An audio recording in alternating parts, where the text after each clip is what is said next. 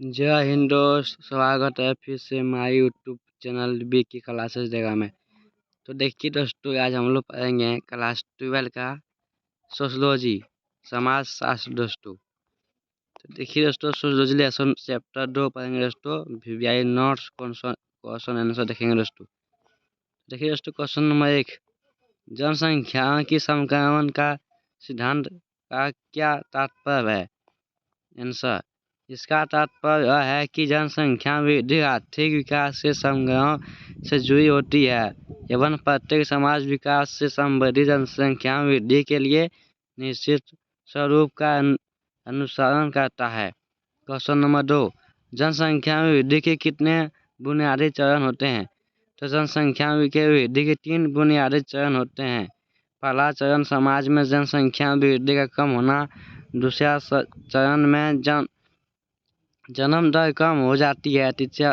तीसरा और अंतिम चरण में भी विकसित समाज में जनसंख्या वृद्धि पर निश्चित रहती है। क्वेश्चन नंबर 3, जन्म दर क्या है? तो जन्म दर किसी एक विशेष क्षेत्र में एक निर्धारित अवधि के दौरान हुए जीवित उत्पन्न हुए बच्चे की कुल संख्या को उस क्षेत्र में 1000 की इकाइयों में अभिव्यक्त कुल जनसंख्या से भाग किया जाता है। क्वेश्चन नंबर 4, मृत्यु दर क्या है? मृत्यु दर भी एक ऐसा आंकड़ा है जो किसी क्षेत्र विशेष में एक निर्धारित अवधि के दौरान मृत्यु की संख्या के रूप में अभिव्यक्ति किया जाता है। क्वेश्चन नंबर 5, जनसंख्या समृद्धि दर का क्या तात्पर्य है? जनसंख्या समृद्धि दर का तात्पर्य है जनसंख्या और मृत्यु दर के बीच का अंतर।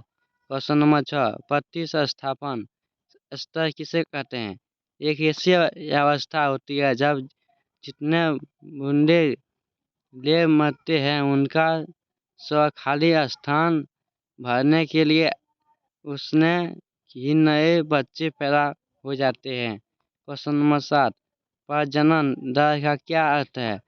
प्रजनन दर का अर्थ है बच्चा पैदा कर सकने की आयु जो आमतौर पर ऐसा से 49 वर्ष की मानी जाती है वाली प्रति 1000 सुइयां की इकाई के पीछे जीवित जन्म बच्चे की संख्या। क्वेश्चन नंबर 8, सकल प्रजनन दर का क्या तात्पर्य है?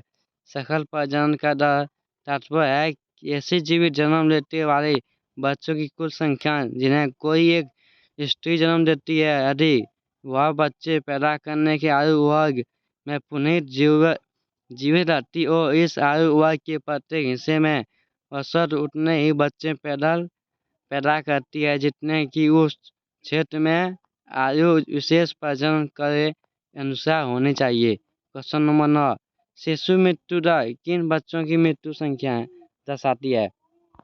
तो देखिए, शिशु मृत्यु दर उन बच्चों की मृत्यु की संख्या दर्शाती है जो जीवित पैदा हुए 100 बच्चे में से 1 वर्ष की आयु प्राप्त होने से पहले ही मौत मुंह में चल जाते हैं। क्वेश्चन नंबर 10, मातृ मृत्यु दर क्या है?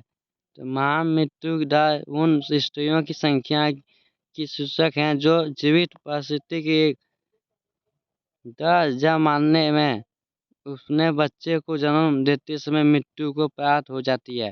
क्वेश्चन नंबर 11, स्त्री पुरुष अनुपात क्या बताता है? स्त्री पुरुष अनुपात यह बताता है कि अवधि के दौरान प्रति 1000 पुरुषों के पीछे स्त्री की संख्या क्या है? क्वेश्चन नंबर 12, प्राकृतिक हर 1000 नर बच्चे के पीछे कितने मादा बच्चा पैदा करती है? तो प्रकृति हर 1000 नर बच्चे के पीछे मोटे तौर पर 943 से 952 तक बच्चे पैदा करती है, मादा बच्चे। क्वेश्चन नंबर 13, जनसंख्या का बुढ़ा होने का क्या कहलाता है? कम आयु के वर्गों में जनसंख्या के अपेक्षाकृत छोटे हिस्से हो बड़ी आयु के वर्गों में बड़े हिस्से पाए जाते हैं। इस स्थिति को जनसंख्या का बूढ़ा होना कहा जाता है। क्वेश्चन नंबर 14, प्रायश्चित वर्ग में कौन कौन आते हैं? प्रायश्चित वर्ग में ऐसे बुजुर्ग आते हैं जो अपने बुढ़ापे के कारण काम नहीं कर सकते हैं, और ऐसे बच्चों भी आते हैं जो इतने छोटे हैं कि काम नहीं कर सकते। क्वेश्चन नंबर 15, कार्यशील वर्ग में कितने आयु के आते हैं? तो कार्यशील वर्ग में आमतौर पर 15 से 64 की वर्ग के आयु के लोग होते हैं। क्वेश्चन नंबर 16, चीन के बाद दूसरा सबसे बड़ी जनसंख्या वाला देश कौन है? चीन के बाद दूसरा सबसे बड़ी जनसंख्या वाला देश भारत है। सन 2011 की जनगणना के अनुसार इसकी कुल जनसंख्या 121 करोड़ यानी 1.21 अरब है। क्वेश्चन नंबर 17, 1911 से 1921 के बीच की संवृद्धि दर क्या थी? 1911 से 1921 के बीच संवृद्धि की दर नकारात्मक यानी ऋणात्मक रूप से 0.03% रही। इसका कारण 1918-19 के दौरान संक्रामक महामारी का शीर्षण तब यह जिसने लगभग 1.25 करोड़ लोगों यानी देश की कुल जनसंख्या का 5% रंग का मौत में मुंह के धकेले किया गया था। क्वेश्चन नंबर 18, पेंडेमिक शब्द का क्या अर्थ है? तो पेंडेमिक शब्द का एक ऐसी महामारी के लिए उपयोग किया जाता है जो बहुत व्यापक भौगोलिक क्षेत्र में प्रभावित करती है। क्वेश्चन नंबर 19, एपिडेमिक शब्द का क्या अर्थ है? एपिडेमिक शब्द का सीमित क्षेत्र में फैली महामारी के लिए उपयोग किया जाता है।